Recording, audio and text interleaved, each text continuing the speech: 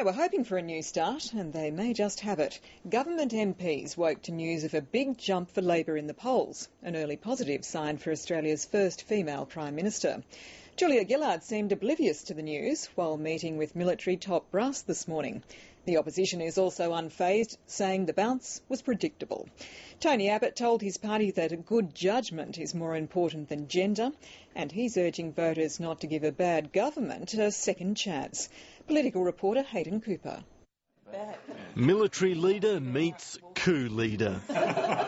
The Prime Minister spent the day in the bunker. I've kept you from the bike riding this morning. Swatting up with the Defence Chief on the war effort in Afghanistan. Down to business.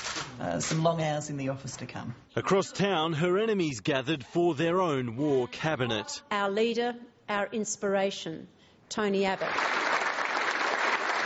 The opposition leader's family, even his parents, were on hand to hear a triumphant call to arms. You have secured the scalp of a Prime Minister.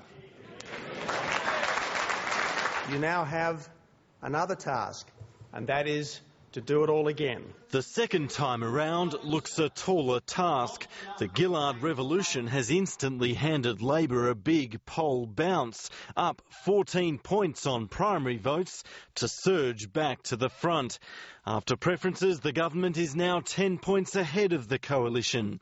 Even so, ministers are faking indifference. Well, look, the honest position is that the government is not focused on the polls. Much of Julia Gillard's newfound support comes from her home state of Victoria and from the Greens. She leads Tony Abbott by more than 20 points as preferred Prime Minister. That was to be expected. But Liberals say it's just a predictable afterglow. The end of Kevin Rudd could prove to be the worst possible result for the opposition. It had a strategy and a ready campaign.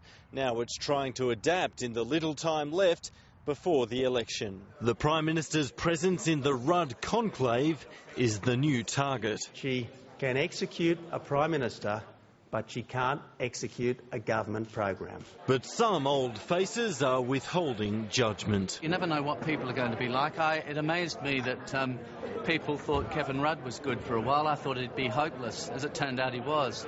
Savouring the taste of revenge. Hayden Cooper, ABC News, Canberra.